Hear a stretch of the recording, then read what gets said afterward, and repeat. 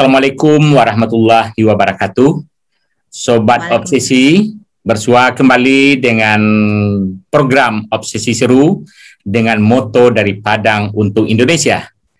Pada episode yang ke-66 ini, kami menghadirkan tokoh inspiratif, yakni seorang guru sekolah dasar dan pendiri Rumah Baca Anak Nagari di Sumatera Barat, yakni Sri Eka Handayani MPD. Selamat malam, Sri. Selamat malam, Bapak. Oke. Terima kasih sudah menyediakan waktu ya untuk program Obsesi Seru episode yang ke-66 ini. Pertanyaan pertama, Sri, Anda adalah seorang pendiri Rumah Baca Anak Nagari ya yang ada di wilayah Bukit Tinggi. Itu dulu bagaimana sejarah Anda, termasuk juga motivasi Anda untuk mendirikan Rumah Baca Anak Nagari ini, Sri? Terima kasih, Bapak. Oke. Saya mendirikan Rumah Baca Anak Nagari ini pertama karena permintaan anak kandung saya. Waktu itu dia kurang berusia 4 tahun. Dia karena saya ingat kata dosen saya di UNP, Pak, Ibu Farida F. Beliau pernah berkata, kalau pingin anak yang rajin baca, anak pintar, syaratnya 2. Pertama, bawa anak ke perpustakaan atau belikan dia tiap bulan buku. Yang kedua, bawa dia ke toko mainan. Hal itu sejak anak saya berumur 1 bulan, sudah membawa dia ke toko terbesar di Kota Padang. Bahkan saya mulai membelikan itu bukan dari buku bantal, pokoknya apapun mode buku, mulai dari bayi, buku karet, buku bantal, udah saya belikan untuk anak saya. Setelah itu anak saya berkata, karena banyak buku, Bunda, bagaimana kalau kita mendirikan rumah baca? Waktu itu saya masih tinggal di Kota Padang. Kebetulan saya akan pindah ke Bukit Tinggi, mengajar ke Bukit Tinggi mengikuti suami. Bunda, ruangan ini kan kosong, kan cuma ada televisi saja. Kebetulan rumah baca saya itu betul-betul rumah gitu, rumah tempat kami kecil gitu. Saya diskusi sama suami bagaimana. Oke, dan kita lihat juga di lingkungan saya banyak sekali anak-anak sibuk dengan gawainya. Anak-anak sibuk dengan bermain HP. Bahkan orang tua di sekeliling ini mengatakan, Bunda Sri, Bunda nggak buka rumah itu, buka les, karena waktu saya masih tinggal di Bukit Tinggi sebelum saya pindah ke Padang dulu, saya memang buka les. Gitu kan. Terus saya bilang, saya nggak akan buka les, tapi saya buka rumah baca. Bayarannya berapa? Katanya kan. Jadi kita bisa pinjam buku gitu ya, Bunda. Tidak pakai bayaran. Jadi semua orang, masa nggak pakai bayaran?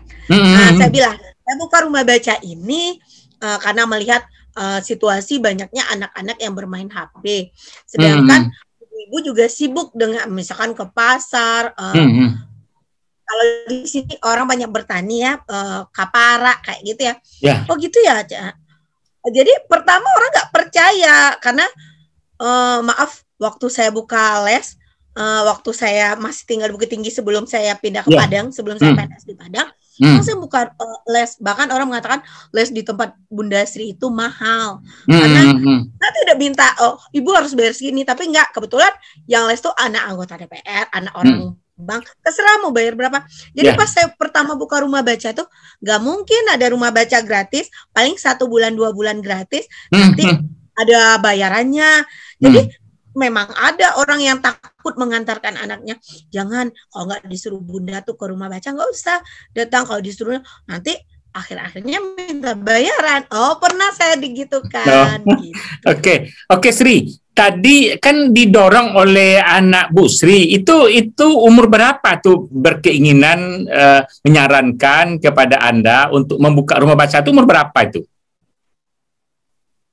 Waktu itu umurnya 3 tahun, umur 4 tahun kami buka rumah baca. Oh iya. Berarti sudah terpikir oleh anak untuk membuat rumah baca gitu ya? Oke. Berikutnya berikutnya Anda kan sebagai seorang guru. Di mana ini bagaimana kaitannya dengan pendirian rumah baca ini? Kesibukan gimana seperti itu? Terima kasih Pak. Ya. Saya guru SD Negeri 10 Sapiran, Kota Bukit Tinggi. Wilayah Bukit Tinggi ya? Nah. Ya, sedangkan rumah baca saya ini di bawah kantor wali kota Bukit Tinggi. Secara administratif, rumah baca saya ini di Kabupaten Agam, Pak. Di Gadut, Kecamatan Tilangkama. Jaraknya dengan kantor wali kota itu sampai 500 meter. Tapi udah Agam. Tapi wilayahnya Tilangkama, Agam. Iya. Iya, Tilangkama, Agam.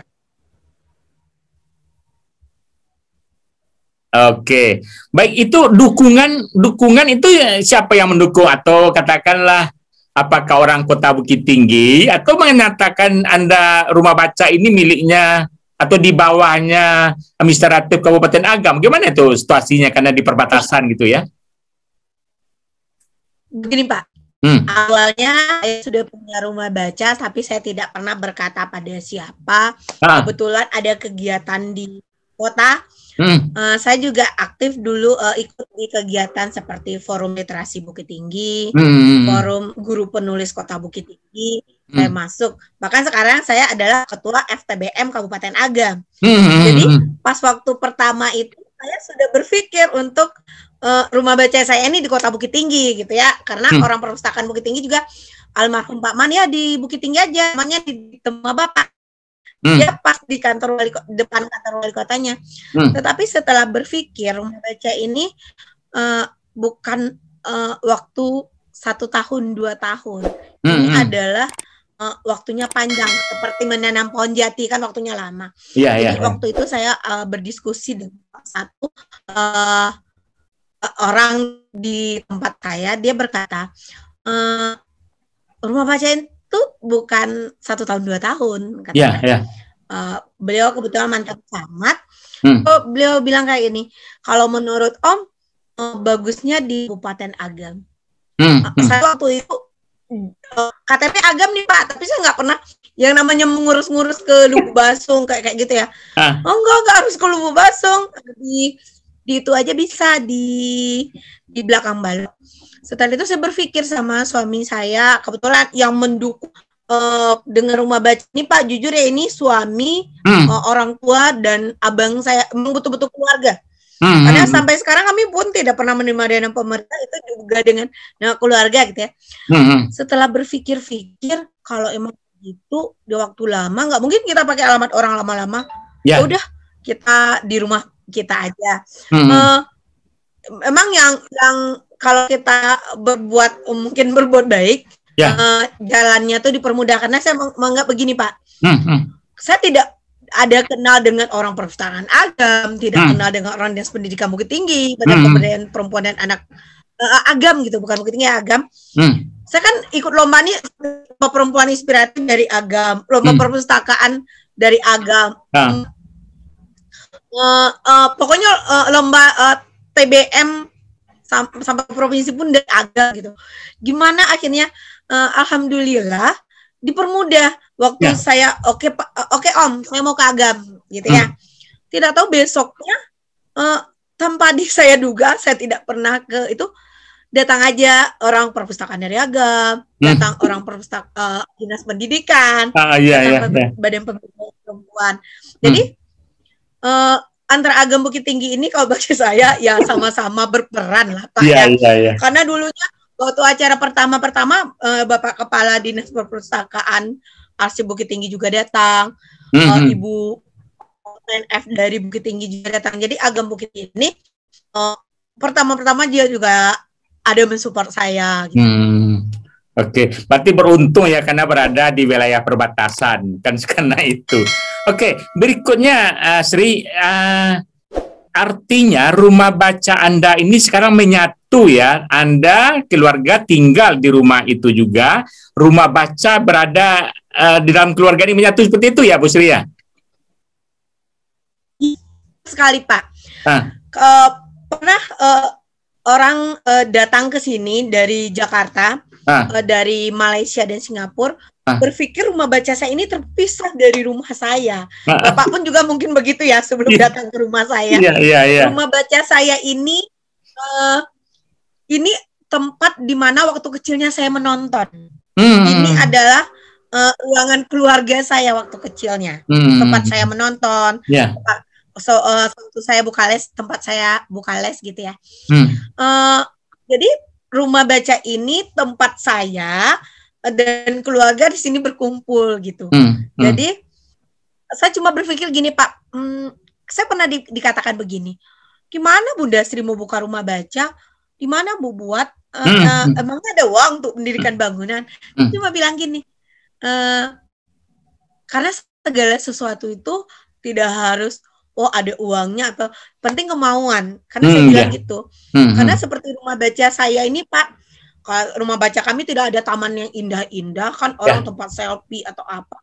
Bapak melihat itu, tapi tempat baca kami ini penuh rak buku, ruang kecil tapi bermanfaat.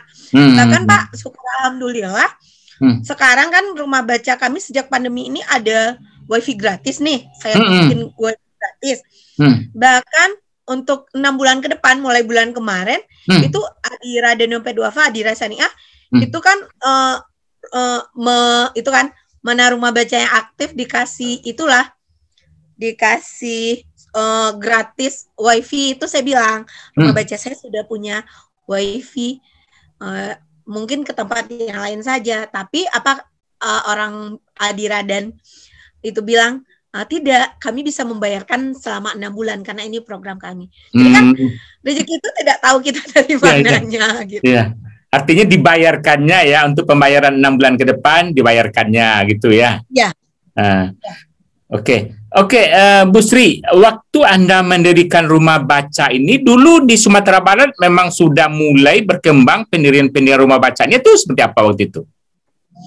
Belum Pak, waktu saya itu saya tidak kenal dengan rumah baca ini Pak, seperti di Agam ya Pak. Di Agam itu dulu, tapi saya tidak kenal. Setelah ada rumah baca saya baru saya kenal, ada rupanya balai baku gitu ya. Dulunya tidak ada, cuma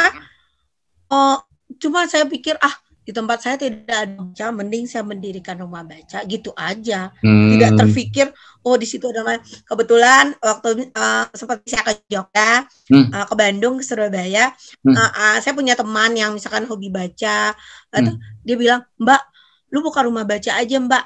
Terus saya bilang, saya sih saya belum, kata saya waktu itu sama teman-teman Sumber tuh ada Mbak, katanya. Nggak terlalu tahu saya, katanya. Bahkan saya dulu ngajarnya di Padang, belum terlalu tahu, di Padang ada ini ya, ada ini. Nggak tahu Pak gitu. Pas saya berkecimpung dengan orang yang punya taman baca, baru saya tahu ada rupanya.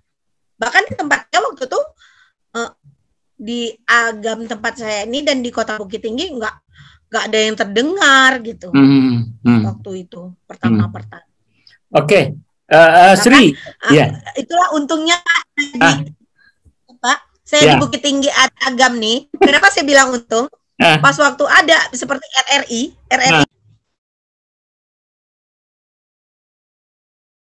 Oke, putus. Oke. Itu untungnya pas ada di Agam, rumah baca anak nagari diundang. Pas untuk Bukit Tinggi, rumah baca anak nagari diundang. Oke.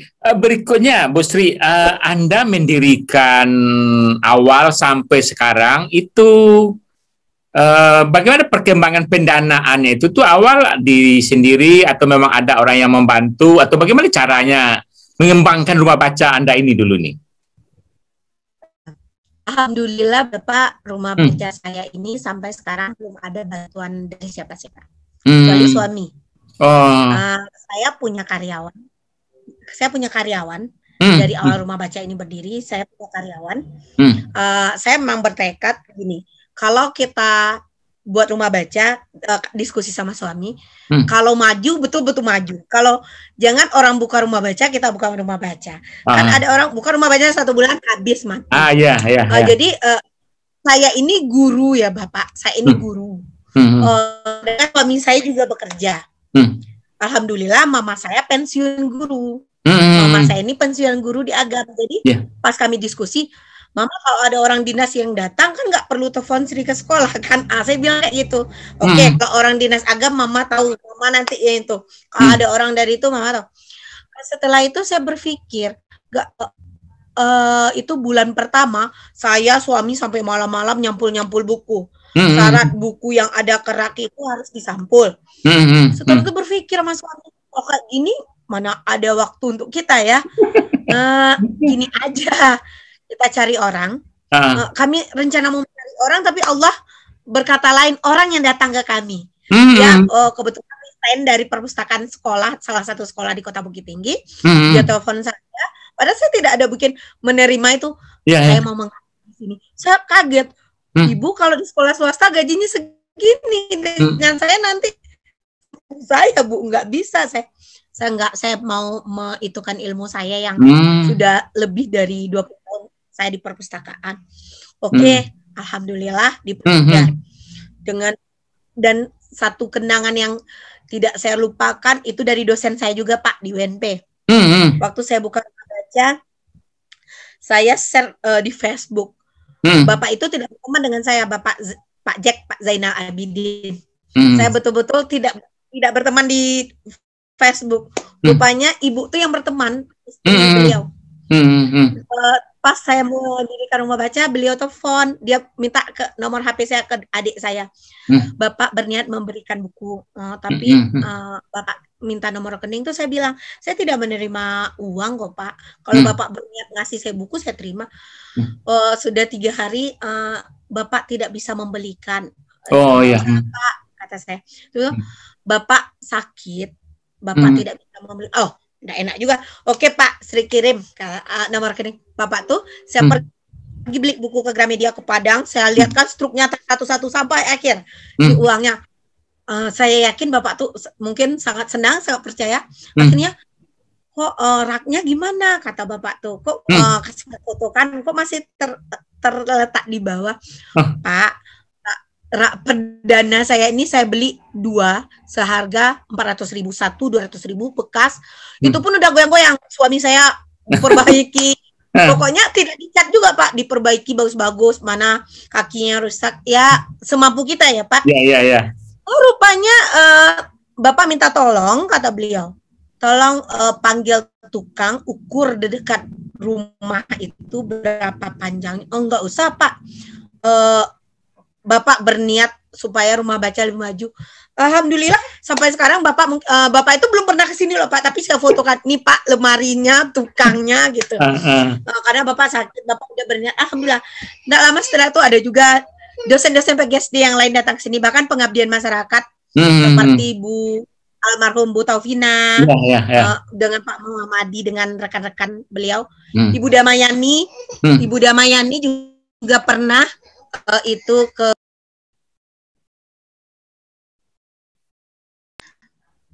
alhamdulillah. Mungkin ya berbeda-beda Pak, alhamdulillah begitulah. Lain lah senangnya. Pendanaan sampai sekarang itu dari suami dan saya. Tapi begini Pak, mungkin ya keluarga saya sangat mendukung. Kenapa saya bilang sangat mendukung? Kan di dalam kegiatan rumah baca kami ini ada namanya sekali sebulan itu wisata edukasi. Wisata edukasi, saya tidak meminta dana kepada anak-anak yang datang. Bahkan orang tuanya ikutlah jalan-jalan sama Bunda. Mungkin tempatnya sederhana, tapi setelah berwisata kami membuat puisi atau membuat cerita pendek, nanti diceritakan lagi. Di wisata itu kami mungkin ke Ngarai atau ke Ngarai Marang, atau ke Bunga Rafflesia. Waktu itu Bunga Rafflesia sedang kembang, yuk kita ke sana rame-rame, atau ke tempat-tempat wisata yang ada di Kabupaten Agam dan Kota Bukit Tinggi. Dananya dari mana? Atau ke perpustakaan, ke rumah kelahiran. Itu saya tidak punya dana. Ini gini, mobil abang saya, kebetulan abang saya dinas juga di Bukit Tinggi, mobil adik saya almarhum yang dinas di Payakumbuh, mobil saya. Jadi kami pakai 3 mobil. Jadi abang saya pun Oh, saya tidak membayar minyaknya, adik saya pun gitu. Kalau mau itu, saya bilang besok kita ada jalan-jalan. Orang tuh udah hafal sekali sebulan tuh ada jalan-jalan. Bahkan almarhum adik saya dan abang saya, kalau misalkan bulan minggu ketiga atau minggu keempat akhir bulan, emang dikosongkannya jadwalnya. Misalkan ada punya, saya nggak bisa, saya harus bawa anak rumah baca. Jadi itu tetap itu.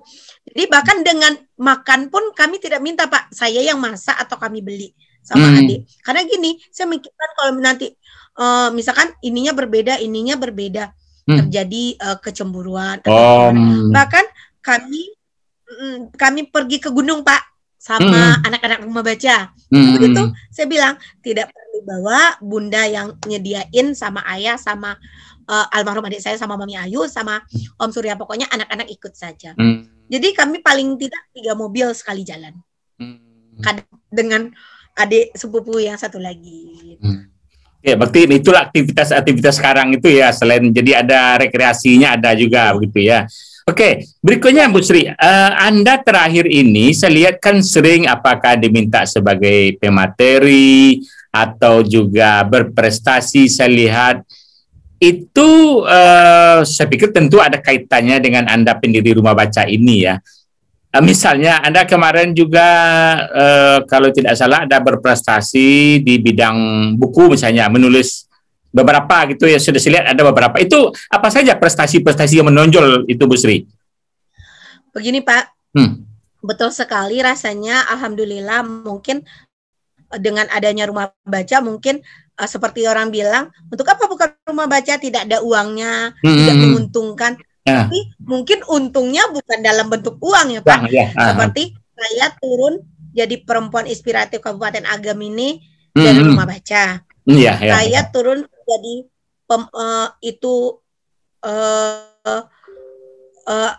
perpustakaan terbaik, walaupun segadang lape istilah orang Minang rumah baca saya, tetapi sampai juga ke provinsi dapat juga juara gitu ya. Dan saya adalah penerima anugerah literasi kategori pegiat literasi tahun 2019 dari rumah baca. Saya terpilih ikut kegiatan tentang literasi regional baca tulis, itu juga dari rumah baca, dari Balai Bahasa. Bahkan saya jadi misalkan pemateri yang diutus oleh Balai Bahasa. Itu tuh karena saya punya rumah baca, dari rumah baca. Buku, kalau masalah buku itu tuh sebelum punya rumah baca, saya sering ikut tentang buku. Bahkan alhamdulillah memang pernah menulis buku responsif gender tentang bahan ajar. Saya sampai ke Solo. Bahkan di Solo alhamdulillah buku terbaik itu buku termasuk saya dari Sumatera Barat dan Kak Nazarudin dari Sumatera Utara. Alhamdulillah buku itu memang mungkin ya tentang bahan ajar juga. Itu ada campur tangannya dosen UNP juga di sana, itunya Pak Darnis, ada Pak Sahrul ya dari Bahasa Indonesia.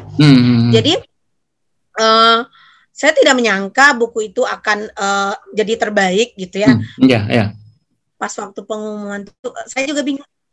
Rasanya penulis-penulis terkenal itu banyak di situ Pak, karena ada Solo, ada Jogja, ada Bandung, ada Jawa Tengah gitu ya. Sumatera Utara, berbagai se-Indonesia.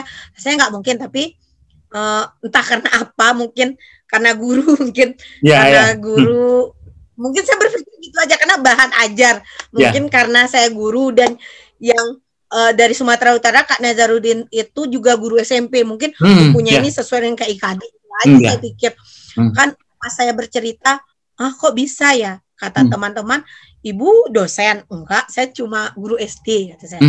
Guru SD. Tapi kok itu mungkin ya itu aja. Saya menulis buku itu berdasarkan saya lihat buku 4 Pak.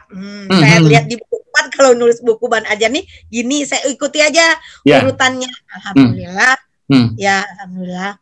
Kalau menulis buku masih belajar-belajar, saya alhamdulillah ada menulis buku bahan ajar, ada menulis novel, ada menulis puisi kayak gitu, ada editor buku. Kebetulan saya juga perwakilan penerbit Aksara Media Indonesia cabang Sumatera Barat.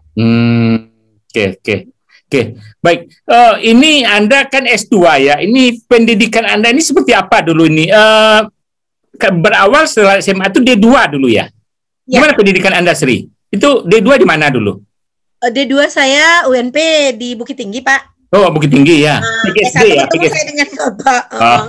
S1 ya di Bukit Tinggi. S1 itu ada dari dinas provinsi, ada beasiswa dinas, saya ikut gitu ya.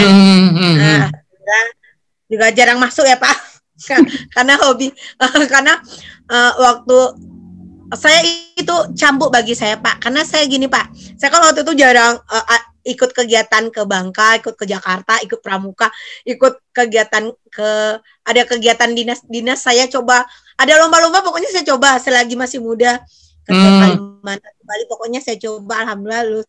Pas juga saya lulus kuliah. Sebentar, berarti Sri, berarti waktu itu Anda pernah kuliah dengan saya, maksudnya gitu ya? Ya, kan waktu S1 tuh saya kuliah sama Bapak.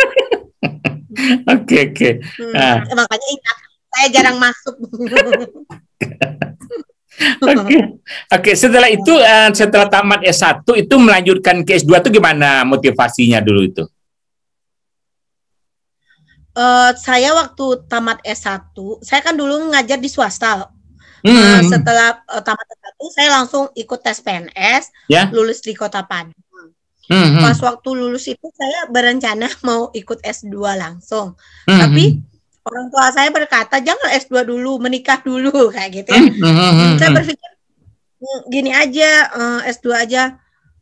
Tapi terserah, kata orang tua saya. Tapi saya berpikir gini, kalau saya mau pindah ke Bukit Tinggi, kalau nanti suami saya pindah kerja, kalau saya masih S1 rasanya zaman sekarang nih S2 aja sudah banyak ya Pak. Saya berpikir waktu S1 itu S2 aja orang sudah banyak, tua-tua orang udah S2, S3. Masa saya masih muda Mas hanya S1? Gitu aja pikiran saya dulu Pak. Pokoknya saya mau belajar.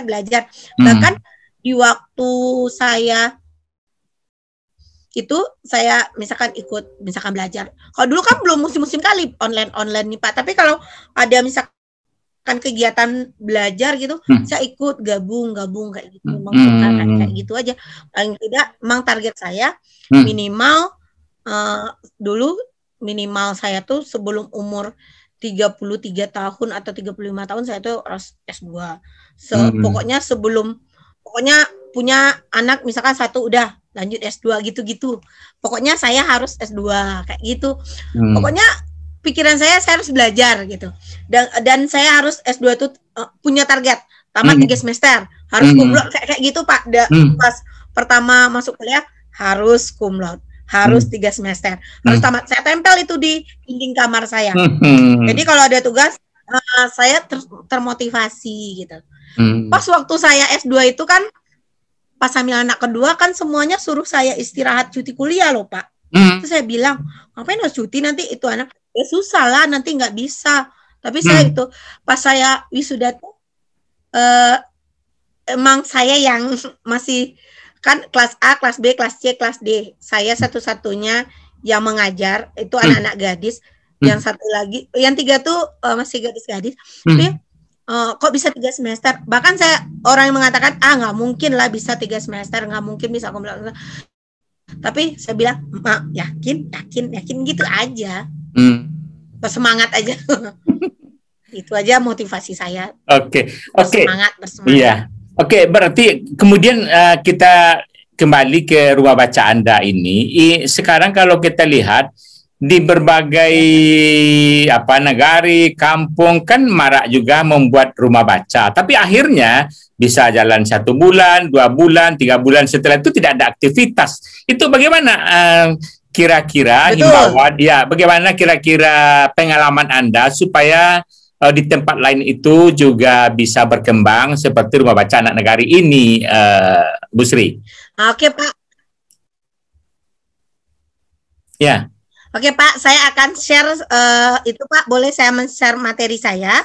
Ini saya akan share sedikit tentang Bu Sri, karena waktu kita pendek, mungkin kita jelaskan saja lah. Karena waktu kita pendek, mungkin kita jelaskan saja. Oke. Ya.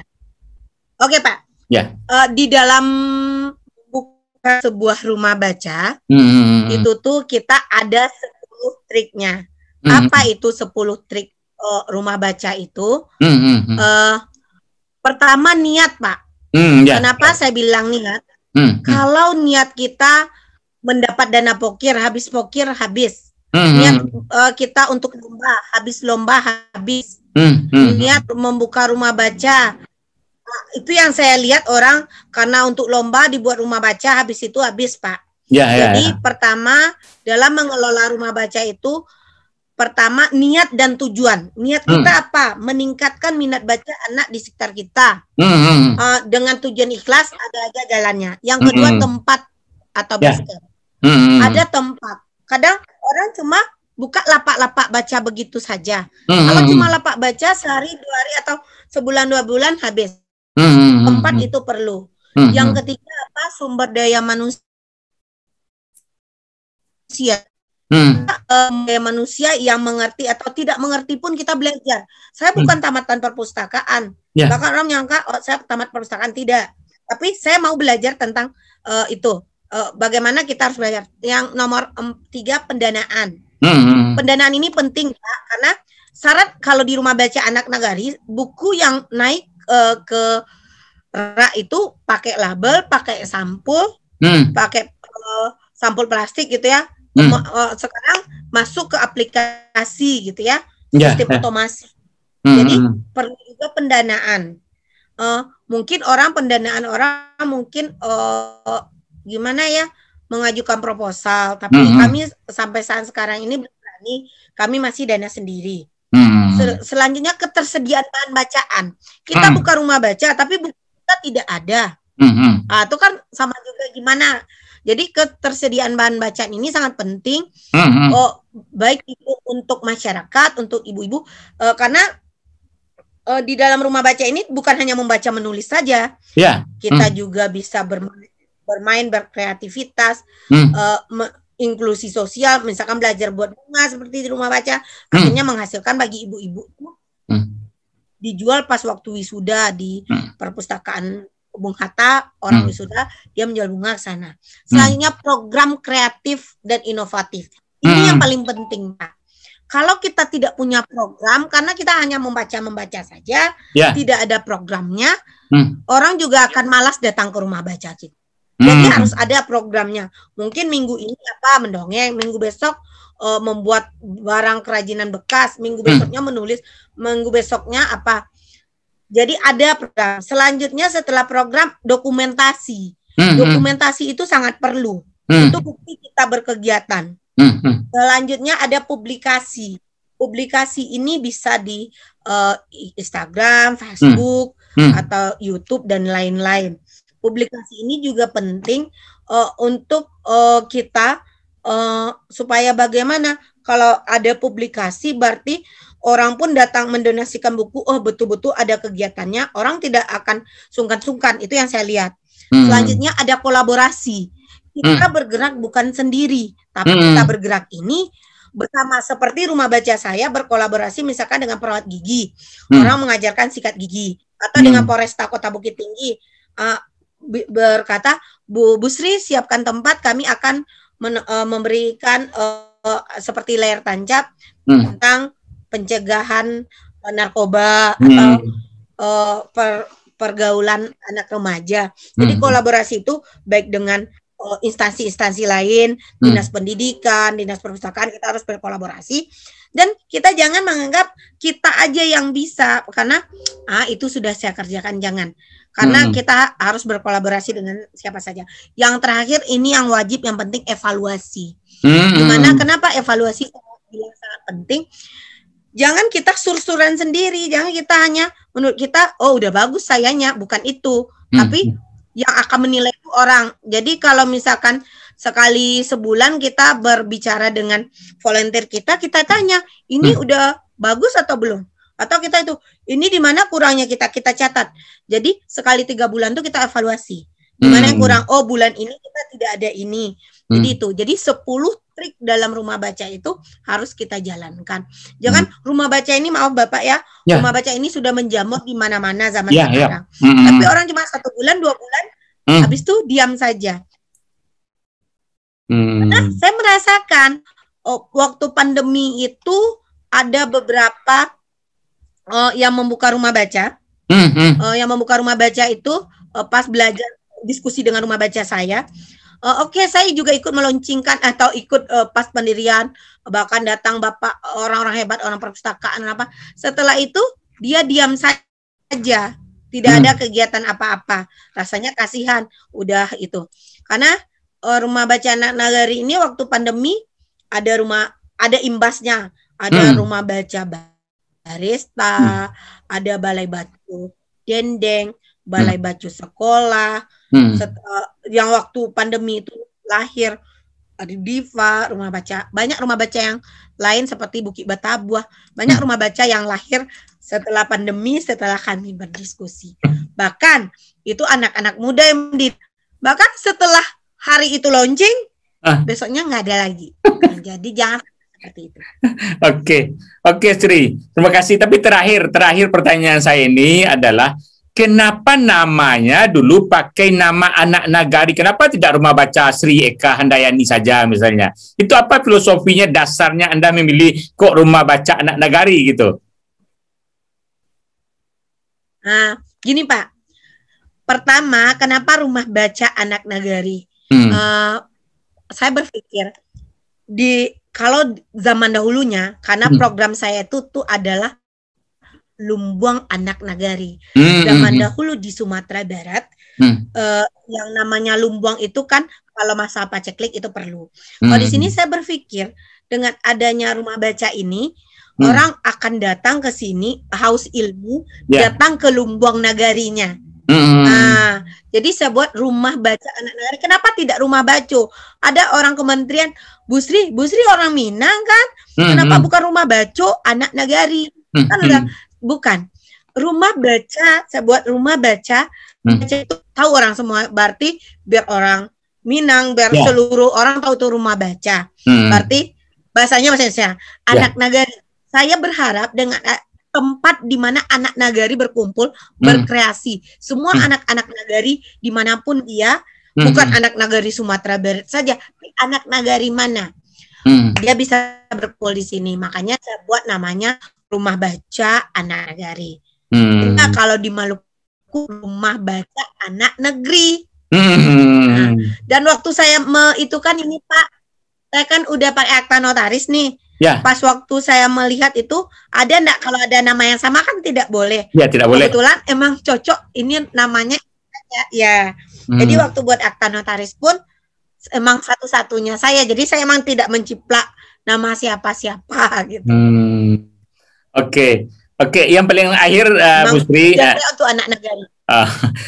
Yang paling akhir, apa obsesi Anda untuk pengembangan literasi ini di Indonesia atau di Sumatera Barat?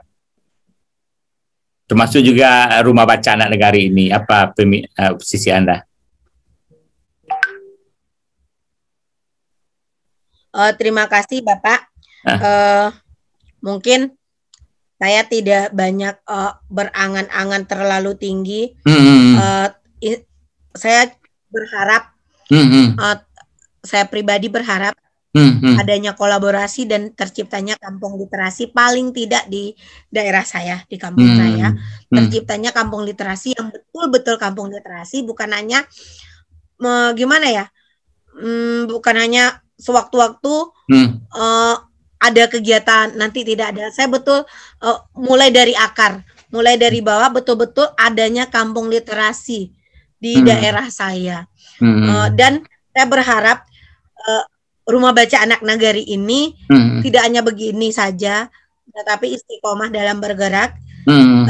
Satu lagi, saya ingin rumah baca anak nagari ini lebih besar dan banyak rumah baca anak nagari yang lainnya.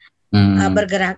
Prinsipnya ayo bergerak bersama-sama, ayo berkolaborasi, dan ini loh Pak. Kenapa saya bilang dan? Jangan ada nanti rumah baca yang yang lain merasa gimana gitu. Jadi ada yang tumbuh, yuk kita support bersama-sama. Jangan saya sekali maaf dengan itu, jangan saya sekali kita mengatakan rumah baca anak ini tumbuh, kita belum dia tumbuh udah terpukul kepalanya, jangan. Tapi yuk kita tumbuh bersama-sama. Gitu. Semua rumah baca yang ada dimanapun, yuk kita tumbuh bersama-sama, kita berkolaborasi bersama-sama. Oke, terima kasih Bu Sri. Jadi Anda sebagai pendiri pengembang Rumah Baca Anak Nagari di Sumatera Barat bermanfaat bagi kita semua. Apalagi tadi sudah Anda sampaikan ada 10 trik ya untuk pengembangan taman baca, rumah baca.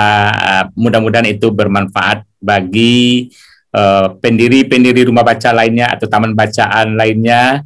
Dan sesuai dengan himbauan Anda tadi, ayo tumbuh bersama-sama. Oke, Bu Sri, terima kasih ya sudah hadir bersama program Obsesi Seru dengan moto dari Padang untuk Indonesia.